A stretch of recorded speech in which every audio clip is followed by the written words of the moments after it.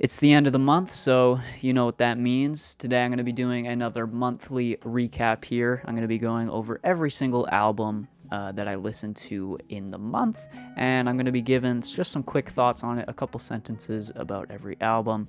If you're new to this series, go check out the other videos so you can kind of get an idea of what we're doing here, or you can just watch this one. I don't care. Either way's fine. All right, starting it off with our first album here. This is Pjost by Bjork. There you go. We're already off to a good start.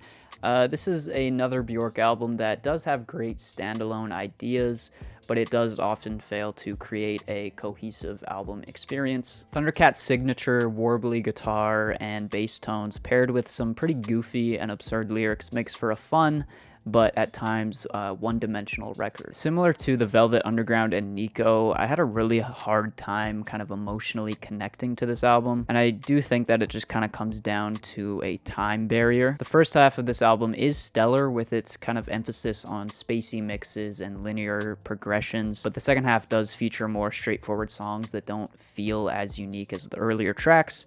I can see why people love this, I just don't really think it's for me. Man, this album is not for the faint of heart. This album is such a beast of a record that I felt just extremely emotionally drained after the first listen. It really never lets up, from the intricate IDM grooves to the crushing shoegaze walls of sound. This album is just a complete roller coaster of a journey. In general, this is one of those albums that's simultaneously a joy to experience, but also extremely rewarding to finish.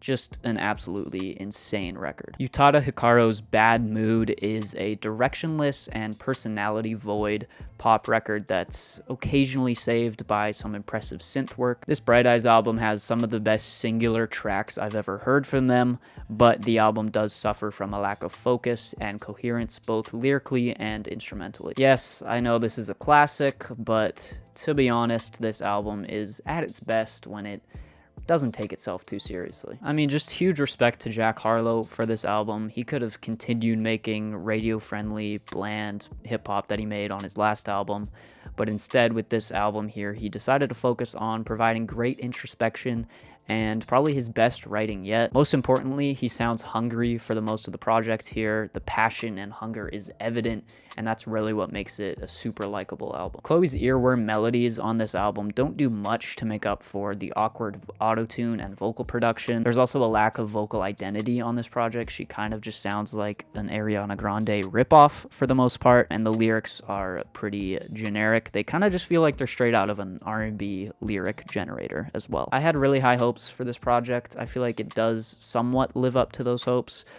This album does have shades of what made Jessie Ware's last album so amazing, but for the most part, I feel like it is kind of hindered by some mixing that really lacks clarity and just kind of feels cheap. Just like the cover, this album is a very expressive, blunt, yet stylized personal portrait. It's driven by tear-jerking, poignant, and mature writing, and some really simple but extremely textured production. With this newest effort here, Billy Woods and Kenny Segal are back with even more chemistry. The production is cerebral and textured, and Billy Woods is once again at the top of his game in terms of writing. Rina Sawayama's Rina is a sincere, creative, and explosive debut. With its stellar string arrangements and larger-than-life instrumentals, Angel Olsen's All Mirrors is an expansive and moody art pop record that will have you terrified and crying all in the span of 48 minutes. Yeah, this is an improvement for Ed, I guess, but that isn't saying much. What this album lacks in conceptual variety, it makes up for with intimate vocals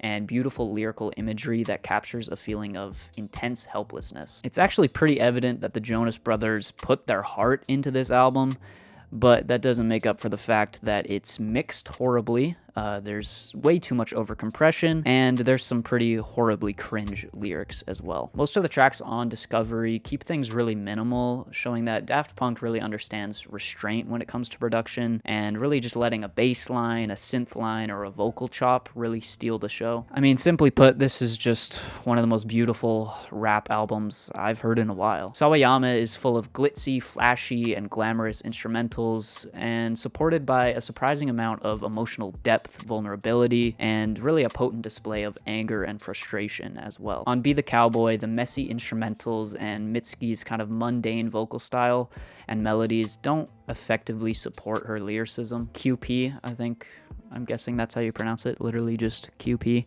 is just as serene, heartwarming, and beautiful, and it's full of some of the most calming and lullaby-esque music I've ever heard. Silent Alarm is a great display of range. The tracks range from sassy and jagged to sweet and melodic, but they're all performed extremely tightly and produced with an otherworldly tinge. Joyland features some decent songwriting at the core of everything, but it does often sound too over-compressed when the instrumentals become more lush. Fleet Fox's Self-Titled is just another display of otherworldly and highly detailed folk that focuses on emotive chords, blissful shots of guitar and vocal harmony, and Robin Pecknold's impressive vocal control and really unique phrasing. There's something almost religious about this album. This is just a simple but likable pop rock record that's loaded with satire and carried by unexpected and personal lyrical undertones. The Alchemist tends to lean towards more simplistic and subtle production on this album, which really allows for Freddie Gibbs' versatile flows, clever bars, and hard-hitting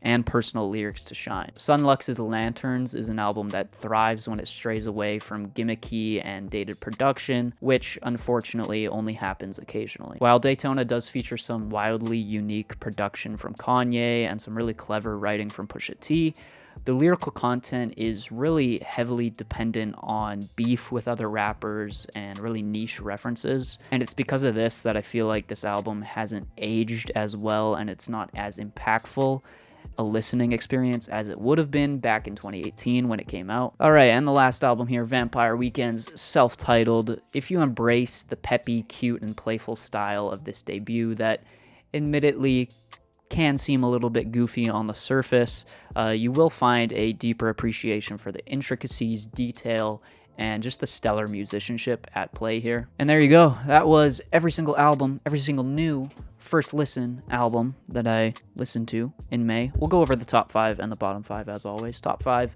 we had Velocity Design Comfort by Sweet Trip at 1, Let the Sun Talk by Mavi at 2, Billy Woods and Kenny Segal's Maps at 3, Silent Alarm by Block Party at 4, and All Mirrors by Angel Olsen at 5. Some fantastic records there. And then at the bottom 5, the worst album I heard this month, The Album by Jonas Brothers. Also, that name, can we talk about that name for a second? I get that it's just supposed to be like, cut all the crap out, here it is, it's The Album, but it's just kind of corny. Then we have Ed Sheeran's Subtract at 2, another stupid name, finishing out his math series, I guess. In Pieces by Chloe at 3, Bad Mode by Utada Hikaru at 4, and Be the Cowboy by Mitski at 5. I didn't listen to too much horrible music this month, which was nice, but a couple underwhelming records there. So there you go. Those are every single album that I listened to this month. And let me know your thoughts down below. Let me know if you disagree with anything. And yeah, I'll see you guys at the end of next month. All right, peace out.